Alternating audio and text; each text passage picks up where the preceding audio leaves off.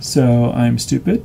That was not the end of my match. That was game 2 after I lost the first game. So this is the final game of the first round, and I apologize for it being in a separate video. I think I like roughly where I'm at. I didn't draw a lot of top end, but I didn't really need it, and I did want to draw specifically the things that I have in my deck, as opposed to World Breaker or something. So I'm going to play the same configuration.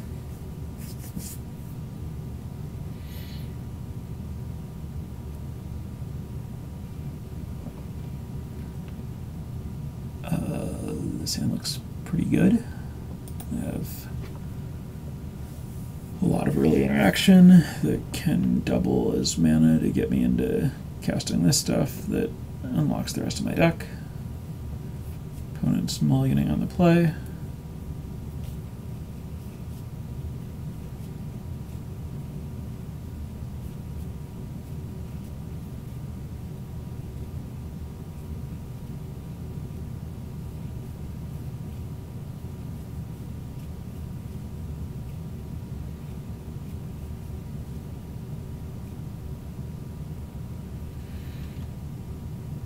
Alright, I can spatial contortion that.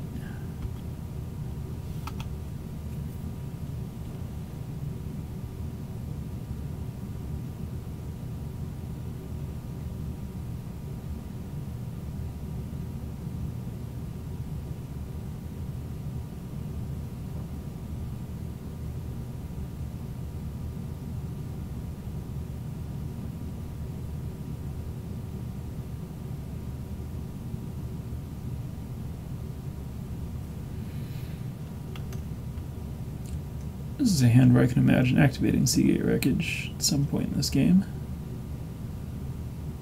I don't think it matters at all which land I play.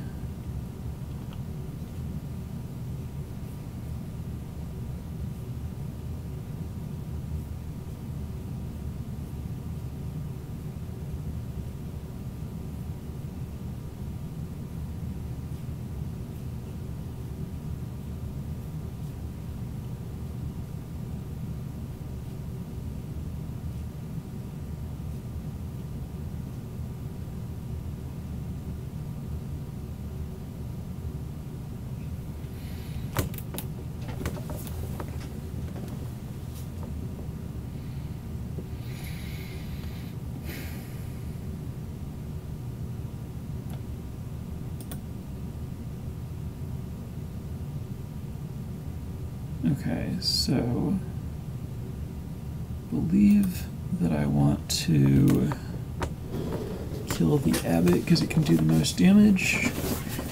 So I want to be sure that that happens if that's what I'm going to try to do. So I should Warping Wail it.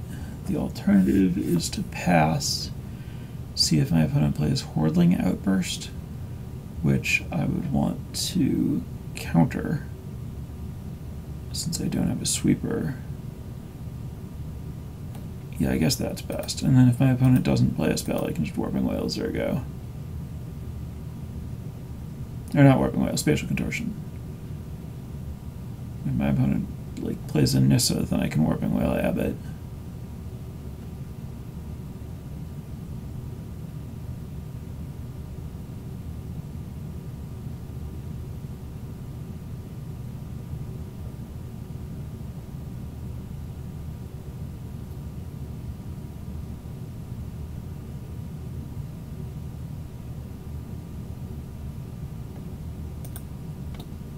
Counter target sorcery.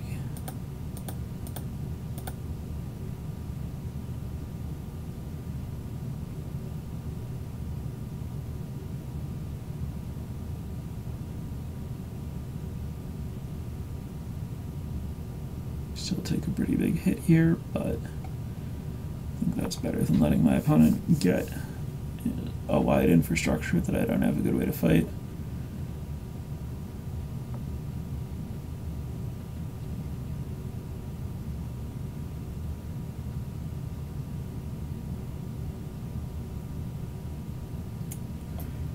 Interesting. So if I play Seer's Lantern and draw a land, I can cast Reality Smasher next turn. If I play Seer's Lantern and don't draw a land, I can cast Hedron Archive and Spatial Contortion or Warping Wail next turn. But if I just Warping Wail Abbot now, I'm taking a lot less damage.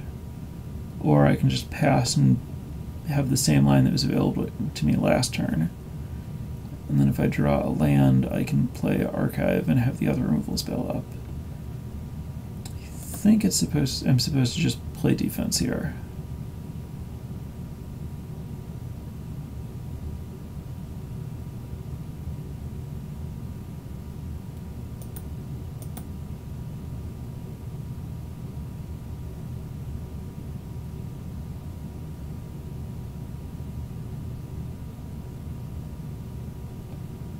So now I Warping Wail, exiling this.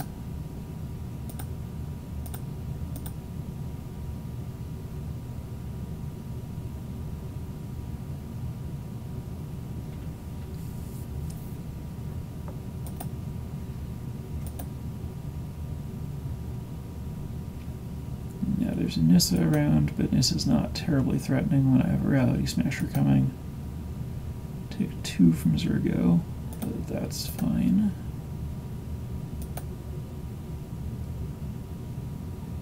Land is much better than not land.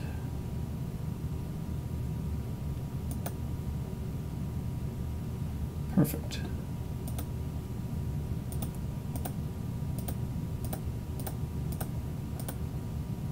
And I'm not going to mess around, because if my opponent has something like land double Atarka's Command or Atarka's Command Titan Strength or something, I get completely destroyed, since this is a +3/-3.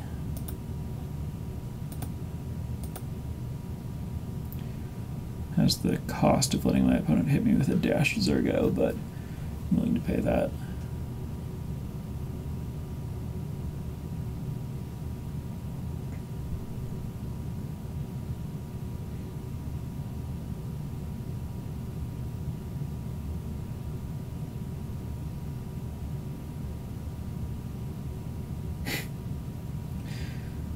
Alright, well, I knew that was a risk.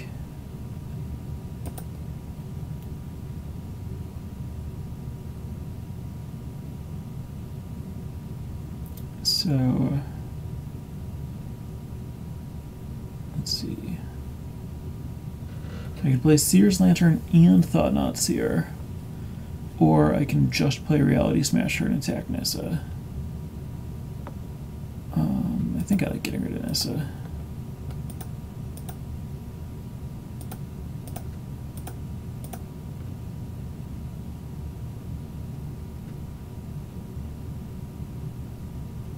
This either kills Nissa or forces a chump block and puts Nissa to 1, or a double chump and put Nissa to 2, if my opponent really wants to be able to get counters off of it once.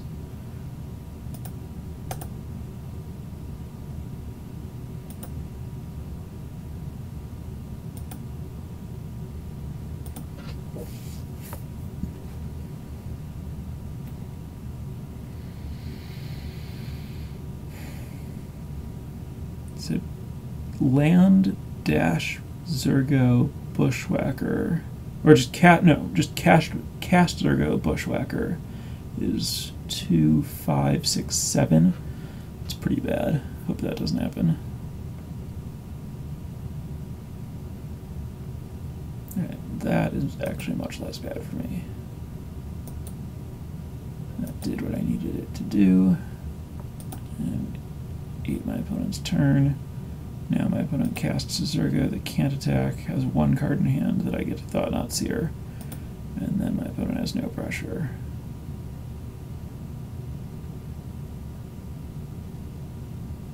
And I'm stable and get to start grinding with Seer's Lantern and From Beyond and Hedron Archive based card advantage.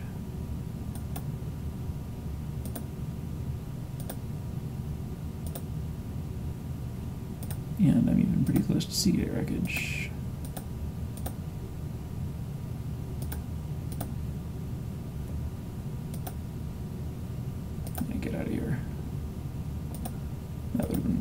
good.